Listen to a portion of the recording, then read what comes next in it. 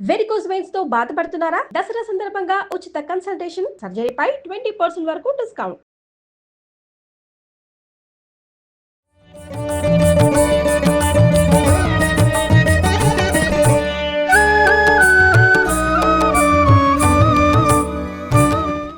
నమస్తే రమ్య గారు. నమస్తే జయ.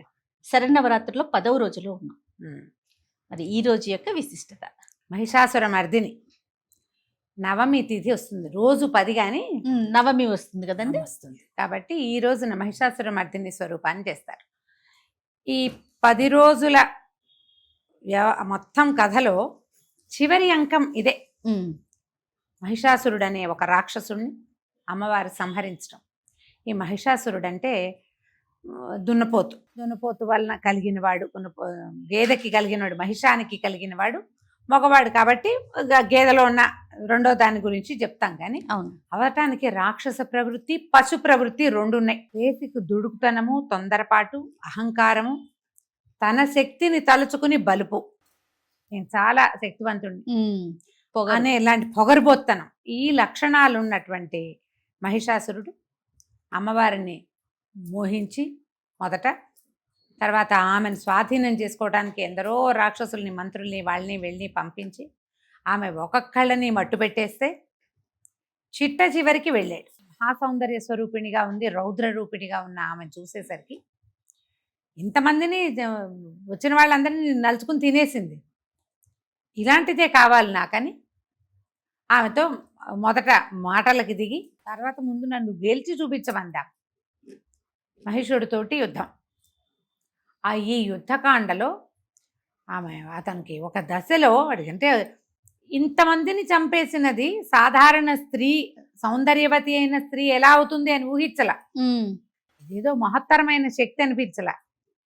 ఒక అనుమానం వచ్చింది, ఏమిటి దేవతలందరూ కలిసి అన్ని శక్తులు కూడా ఇక్కడ కూడా సరే, అయినా కూడా నేనే బలవంతుడు. ప్రతిదానికి ఒక సమయం ఉంటుంది, అంతేగా. ఆ సమయం దాటాక ఇక దైవశక్తి ప్రబలంగా అవుతుంది. అంత మటుకు ఈ మానవీయ శక్తిలో, పాశవిక శక్తో, రాక్షస శక్తో అంతకుముందు బోల్డ్ అని జరిగినాయి ఇలాంటివి.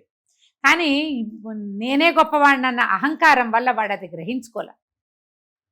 వీళ్ళు నాకంటే అధికులు అన్నది ఒప్పుకోవడం ఇష్టం లేదు. సాధారణంగా వ్యక్తుల్లో ఉంటుంది, మానవుల్లో కూడా అవతలవాడి గొప్పతనాన్ని, సమర్థతని ఒప్పుకోరు. తమని గురించి తాము చాలా ఎక్కువ ఊహించుకుంటారు. ఒక దశ దాకానే మన ఎక్కువతనం ఉంటుందని, ఆ పరిధి దాటాక, ఆ గీతలు దాటేశాక ఇక మనదేం ఉండదు. ఈ మహిషుడు కూడా అది ఆలోచించని రకము మనస్తత్వం కలిగిన వాడు. అందుకే పశు ప్రవృత్తి, రాక్షస ప్రవృత్తి, పశువులు కూడా తెలీదు, మృత్యుభయం తెలీదు. యుద్ధానికి సన్నద్ధమైతే ఆమె అతనితో యుద్ధం చేసింది. ఒక దశలో మహిషుడు పరిగెత్తాడు, పారిపోతున్నాడు భయంతో. అయిపోయింది, ఇంకా చంపేస్తుంది, ఇంకేం లేదు, వచ్చేసింది. ఈయన వాహనం మీద కూడా చండసింహం, అమ్మవారి ఎక్కిన సింహం దూకేసింది. ఆ సింహము పరిగెత్తుకొస్తుంది. ఆమె చూసినా భయం వేసింది, ఆవిడని చూసినా భయం వేసింది. పరిగెడితే ఆమె అతని వెనకాల పరిగెత్తి అంగాలు, పెద్ద పెద్ద అంగాలతో భూమి బ్రహ్మాండ భాండం అంతా దరిల్లిపోయిందట. ఒక 4 అడుగులు వెనకాల వెళ్ళి వేగంగా వెనక నుంచి పట్టుకుని సంహరించింది. ఆ సంహార స్వరూపాన్ని ఈ రోజున మనం పూజిస్తాం. ఎప్పుడు పాశవిక ప్రవృత్తో, రాక్షస ప్రవృత్తో, అధికార ధన మదము, బలగర్వము, ఏదైనా ఒక గీత దాటే వరకే, అంతే. ఆ గీతలు దాటాక ఇక మీకు చరమాంకం పాడటమే అవుతుంది. ఎవరైనా అంతే. ఆ సమయానికి పరమ సుకుమారిగా, సౌందర్యవతిగా, అబలగా, అనుభవించదగిన వస్తువుగా కనపడిన స్త్రీ స్వరూపిణి అయిన అమ్మ ఈమె ఒట్టి అనుభవింపబడేదే కాదు, అవసరమైతే ఈ స్వరూపాన్ని కూడా ఎత్తగలదు. నీ పుట్టుకకి కారణం ఆమె అనేది నువ్వు గుర్తించాలని ఈ పాశవిక ప్రవృత్తి కలిగిన మహిషుడికి చూపిస్తుంది అమ్మవారు. ఎప్పుడైతే ఇతన్ని సంహరించిందో ఆ మంచి మహోగ్ర రూపిణిని చూసేసరికల్లా బెదిరిపోయారు దేవతలంతా. భూమి ఆకాశాలు ఏకమైపోయినాయి ఆమె ఆ పరాక్రమం ముందు, ఆ ఆయుధాల ముందు, ఆ మహోగ్రమైన రూపం ముందు. అలాంటి స్వరూపంలో ఉన్నటువంటి అమ్మని ఈ రోజున ఆరాధిస్తాం. ఉగ్రస్వరూపిణిగానే ఆరాధన అందుకుంటుంది. ఇంచుమించు అన్ని దేవాలయాల్లో కూడా ఇవాళ మహర్నవమి నాడు ఉగ్రరూపిణిగా ఉండేటువంటి మహిషాసుర మర్దిని స్వరూపంలోనే అమ్మవారి సింహవాహినిగా అష్టభుజిగా అష్టాదశ భుజిగా ఎంత అలంకారం చేయగలిగితే అంత అంత. విశేషంగా ఎర్రని పువ్వులతోటి పూజ చేస్తారు, ఎర్రటి వస్త్రాలు సమర్పిస్తారు. తర్వాత బాగా అన్నపు రాసులు నివేదన చేస్తారు, పులిహోర అవి నివేదన చేస్తారు. మహర్నవమికి గారెలు వండటం కూడా, గారెలు అవి కూడా. అయితే అక్కడక్కడ మనకి కనపడుతుంది కూష్మాండబలి అంటే ఈ గుమ్మడికాయలు, గుమ్మడికాయలు. అవి కూడా నివేదన చేస్తారు. అమ్మవారు ఒక ప్రత్యేక స్వరూపంలో కనపడుతుంది. ఇప్పుడు లెక్క ప్రకారం మనం 9 రోజులు మనం కుమారి పూజ చేసుకుంటాం, ఈసారి 10 10 రోజులు కనపడింది కాబట్టి ఈ రోజును కూడా 9 సంవత్సరాల బాలికనే మనం అర్చించాలి. ఎందుకు మానటం, మనం 9 రాత్రులు అంటే నవరాత్రి అని చేసుకుంటాం. అవును. ఒక్కొక్కసారి 10వ రాత్రి వస్తుంది, 10-12 సంవత్సరాలకు ఒకసారి. ఈ రోజును కూడా ఓ 9 సంవత్సరాల బాలికని చక్కా పసుపు రాసి పారాయణ పెట్టి ఆమెకు వస్త్రాలు అవి సమర్పించి అలంకరణ చేసి ఆమె ఆశీస్సులు కూడా తీసుకోవచ్చు. దేవాలయాలన్నిట్లలో కూడా మహిషాసురమర్దిని స్వరూపంలోనే అమ్మవారు కనపడుతుంది. విశేషంగా మన ఇంటికి ఎవరైనా వస్తే మహిషాసురమర్దిని స్తోత్రం చదువుకోవచ్చు. మహిషాసురమర్దిని చాలా అద్భుతంగా ఉంటుంది. అసలు చదివితే గూస్ బంప్స్ వస్తాయి చేయ. సరిగ్గా చదివితే మంచి ఉద్రేకం వస్తుంది, సంతోషం వస్తుంది, ఉద్రేకము వస్తుంది. విశేషంగా ఎక్సలెంట్గా ఉండే స్తోత్రాల్లో మహిషాసురమర్దిని స్తోత్రం ఒకటి. దాంతోపాటుగా మన మహిషాసురమర్దినికి సంబంధించినటువంటి రకరకాల స్తోత్రాలని, శ్లోకాలని చదువుకోవచ్చు. దేవి భాగవత పారాయణ చేయొచ్చు ఈ రోజున దేవి భాగవతం. తర్వాత ఏమో చండీ సప్తశతి లేదా దుర్గా సప్తశతి అంటారు, దుర్గా సప్తశతి పారాయణ చేసుకోవచ్చు. చండీ పారాయణం చేస్తారు కదా, అది కూడా చక్కగా చేసుకోవచ్చు. విశేషించి మీరు ఎంత అన్నం వినిమయం చేస్తే అంత మంచిది ఈ రోజున. ఎందుకంటే అన్నము కొద్దిగా నివేదన కాకుండా రాసులుగా నివేదన గనక చేస్తే చాలా అత్యద్భుతమైన ఫలితం లభిస్తుంది.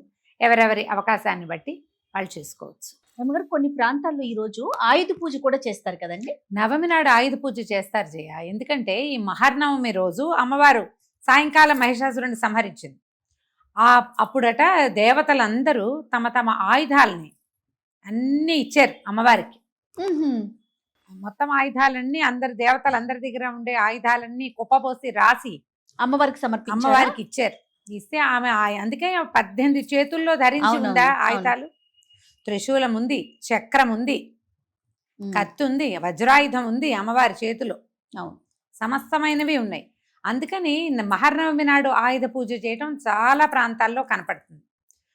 ఎప్పుడు మన అలవాటుని బట్టి కొన్ని ప్రాంతాల్లో ఏం చేస్తారు, దశమి నాడు కూడా జరుపుకుంటారు. సో దశమి నాడు జరుపుకునే వాళ్ళు రేపు జరుపుకుంటారు. నవమి నాడు అలవాటు ఉన్న వాళ్ళు ఆయుధ పూజ నవమి నాడే, 9వ నాడే. దీంతో మన పూజలు పరిసమాప్తి అయిపోతాయి కదా. లెక్క ప్రకారం ఏమిటి, 9వ రోజునే మన పూజలు అయిపోతాయి. 10వ రోజున అపరాజిత పూజ చేసుకుంటాం మనం. ఈవేళ గెలిచిన అమ్మని రేపు పూజిస్తాం. ఇప్పుడు ఆయుధాలు ఎక్కువ పెట్టింది ఆమె, వాడింది ఆయుధాలు ఈ రోజున కాబట్టి నవమి నాడే శుభ్రంగా ఆయుధ పూజ. ఆయుధం అంటే రకరకాలు మనకి ఆయుధాలు ఏమున్నాయి. ఇప్పుడు మనకి కెమెరాలు ఉన్నాయి, కత్తులు కటార్లు లేవు.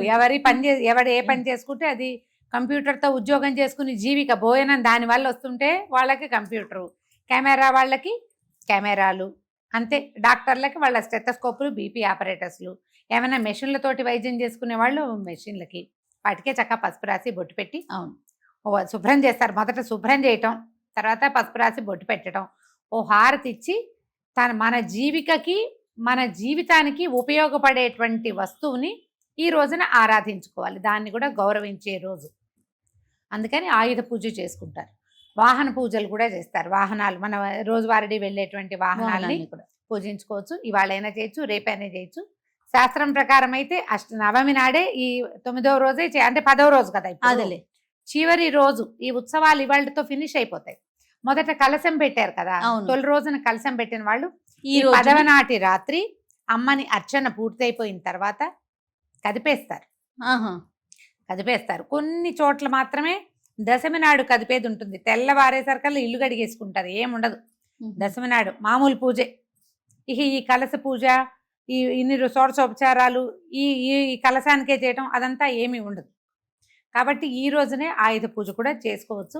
మీ ఆయుధాలకి, మీ వాహనాలకి శుభ్రంగా పులికా పెట్టి, బొట్టు పసుపు పెట్టి దండం పెట్టుకోండి. వాటి వల్ల మన జీవితం ఇంత బాగా సాగుతున్నందుకు వాటి పట్ల కృతజ్ఞతగా ఉండటం అనేది మన పద్ధతి కదా. అది కదా మన సంస్కృతి సాంప్రదాయాల అనుసారంగా ఈ పని చేసుకోవటమే. ఆయుధ పూజ కూడా చేసుకుంటాం.